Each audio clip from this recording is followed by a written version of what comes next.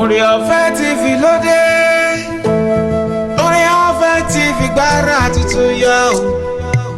Pẹ̀lú olúwa tó yàn dé níkẹ́ o. Oníkẹ́ súnmọ́ bí.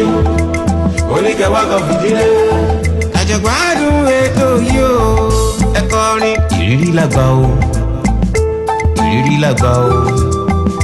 Dákun tẹ́tí yé ọgọ́rọ̀ àgbà. aráyé súnmọ́ bí ògbóhùn tuntun dé o. ìkànnì ORE-ՕFÉ TV ló balẹ̀ kàṣà. ìkànnì tó mọ́lẹ̀ kedere tó káyé já. níbi tá a ti mọ rírì gbárùkù ti àwọn onírúurú aláṣeyẹ. tá ó jùmọ̀ báwọn dáwọ́ dùnú dúpẹ́ lọ́wọ́ Elédùmarè fún ìgbésí ayé rere. bákan náà ẹ̀wẹ̀ a máa nífẹ̀ẹ́ sí gbígbọ́ àwọn kọ́ńbọ́ọ̀kì ọ̀rọ̀ àti ìrírí lọ́lọ́kan òjọ̀kan. àwọn àlejò wa yóò máa yànnàná bí wọ́n ti jàjà borí. látàrí onírúurú ìdojúkọ tòun ti bí wọ́n ti daṣẹ́gun. kò tán sórí àwọn aláṣeyẹ nìkan o. pé ẹni wà láyé wà láàyè pẹ̀lú àlàáfíà tó péye. ẹgbọ́n ṣe kò wá tọ́pẹ́ bí. Olúwatóyìn Adéníkẹ́ la tọ́kùn ètò. ọmọ yín ọ̀rẹ́ yín olólùfẹ́ yín. ó ti wà ní sẹpẹ́ lórí ìkànnì ORE-ՕFÉ TV.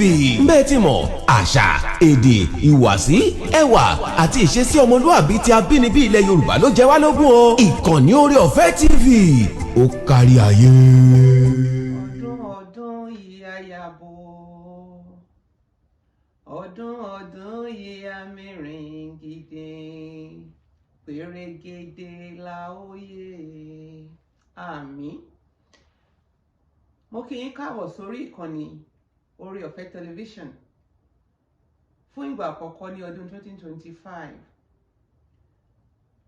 Èmi ọmọ yín, ọ̀rẹ́ yín, olólùfẹ́ yín, Olúwatóyìn Adéníkẹ́ ló ń kí yín pé a kú ewu ọdún o.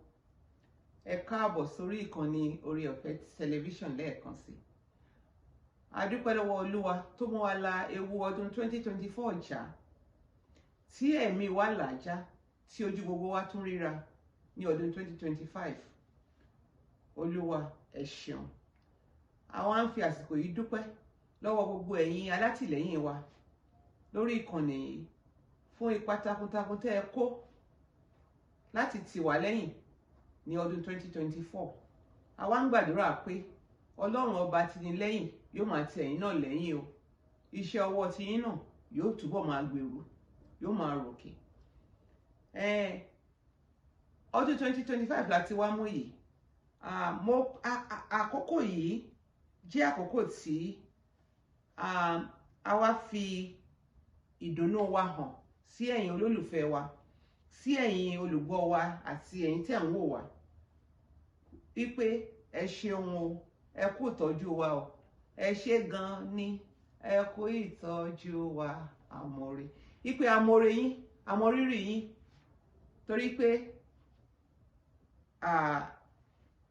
ẹ̀yin là ń bá, àwa náà lè sì ń rí nígbà gbogbo. Àwa dúpẹ́ lọ́wọ́ Olúwa fún ORE-ỌFÉ tó fún wa yìí. Mo wá ní ọ̀rọ̀ ìṣírí kékeré kan tí mo fẹ́ sáré fún ẹ̀yin olùgbọ́ wa. Mo ní àbá mọ̀ bóyá ẹ̀yin ti ní àwọn àfojúsùn kan tí ẹ ti lérò fúnra yín ní ọdún 2024, èyí tó yẹ pé títí ọdún yẹn fi dópin kò ṣe bẹ́ẹ̀ wá sí ìmúṣẹ. Mo wá ń gbà yín níyànjú, mo wá fẹ́ fún yín ní ọ̀rọ̀ ṣírí pé àwọn àgbà máa sọ pé aṣòro ṣe bí ohun tí Olúwa ò lọ́wọ́ sí, adùn ṣe bí ohun tí Olúwa ti ṣe tán. Mo wá fẹ́ gbà yín níyànjú pé ọdún 2025 la tún ti mú yìí o. Èmi ní ìdánilójú pé ọdún yìí ọdún ire ni, ọdún ayọ̀ ni, ọdún ìbùkún ni, ọdún ìgbéga ni fún àti ẹ̀yin àti àwa nínú iléeṣẹ́ wa yìí. Mo fẹ́ gbà yín níyànjú pé kẹ́ má sọ̀rọ̀ ìtínú. Nítorí pé àwọn ní tá bá ṣubú a kì í dìde, tó ṣe bí òwe ẹ̀yin àgbà. Ọlọ́run tí ó fún yín ní ORE-ỌFÉ láti la ọdún 2024 kọjá láyọ̀ àti àlàáfíà pẹ̀lú ẹ̀mí gígùn àti ara líle.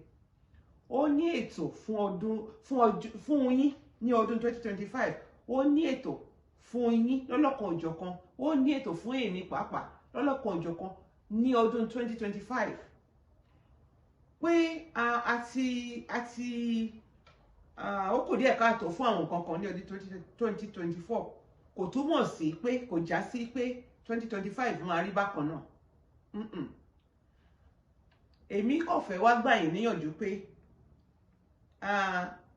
kẹtùbọ̀ máa fún wa ní àtìlẹ́yìn sí lórí ìkànnì yìí, nítorí pé lágbára Ọlọ́run ní ọdún 2025 tí a wọ̀ yìí a ti ní àwọn àlàkalẹ̀ àwọn ètò kan lọ́lọ́kan òjọ̀kan èyí tí ó máa fún wa ní ìwúrí, tí ó máa fún wa ní ìṣítí, tí ó sì máa tọ́ wa sọ́nà. Mo wá rọ̀ yín, mo wá ń gbà yín níyànjú pé Ọlọ́run yóò fún yín ní ọ̀pọ̀lọpọ̀ oore ọ̀fẹ́ láti máa darapọ̀ mọ́ wa, torí pé àwọn ètò lọ́lọ́kan òjọ̀kan láti níkàlẹ̀ tí yóò máa ràn wá lọ́wọ́ láti rí ọ̀pọ̀lọpọ̀ ìtẹ̀síwájú lórí gbogbo àdáwọlé wa. Ìkànnì ORE-Ọ̀FÉ tẹlifíṣọ̀n a ti ṣetán láti máa gba àwọn àlejò lọ́lọ́kan òjọ̀kan lọ́kùnrin àti lóbìnrin tí wọ́n máa bá wa fi ọ̀rọ̀ jómi tóró ọ̀rọ̀. Nítorí ìdí èyí mo wá fi àsìkò yìí rọ̀ yín wípé kẹ má ṣe dágunlá, kẹ sì má sọ̀rọ̀ ìtínú. Pẹ̀lú Ọlọ́run gbogbo ní ṣíṣe. Àwa náà sì ti wà ní sẹpẹ́ lórí ìkànnì ORE-Ọ̀FÉ tẹlifíṣọ̀n láti máa mú oríṣiríṣi ètò èyí tí ó máa tọ́ wa sọ́nà lórí gbogbo àdáwọ́lé wa bá ṣe ń ṣe tó fi ń rọni lọ́rùn. Nígbà tí a bá ń gbé onírúurú àwọn àlejò wa wá sórí ètò yìí láti wá là wá lóye, mo ní yóò máa jú wa ṣe, ó sì máa jú ẹ̀yin náà ṣe o. Ọ̀rọ̀ mi ò ní pọ̀ lónìí nítorí pé wọ́n ti ní ṣókí báyìí náà ní ọbẹ̀ oge. A wá fi àsìkò yìí dúpẹ́ oore àná lọ́wọ́ gbogbo ẹ̀yin olùwòran wa, a sì wá fi àsìkò yìí ń ṣèlérí fún yín pé ní orí ìkànnì wa ORE-Ọ̀FÉ tẹlifíṣọ̀n yìí àwa ti ṣetán àti wà ní sẹpẹ́ láti máa mú àwọn ètò tó lárinrin, ètò tó kọ́ni lọ́gbọ́n, ètò tó ṣíni létí, ètò tó ń fúnni nímọ̀, ètò tó sì ń fi ẹwà àti èdè, ìhùwàsí àti ìṣe ọmọlúwàbí ti abínibí ilẹ̀ Yorùbá, ètò tó ń gbé lárugẹ tó sì ń polongo rẹ̀ fún gbogbo àgbáyé. Àwa ṣetán láti máa mú wá sétí ìgbọ̀nyín ní ọdún 2025. Ẹ̀yin la ó máa bá, àwa náà lẹ ó sì máa rí. Ọlọ́run ọba yóò sì ń fún gbogbo wa ní àlàáfíà àti ẹ̀mí gígùn, yóò sì wá fi ibukun látòdì ọ̀run yóò fi dé wa ládé. A ò ní ṣetí ní ọdún 2025. Ọlọ́run á bá wa rin ìrìn àjò náà sí rere. Nígbà bá di òpin ọdún 2025, gbogbo wa la tù láyọ̀ láti péjúpéjọ láti wá dúpẹ́ lọ́wọ́ Ọlọ́run.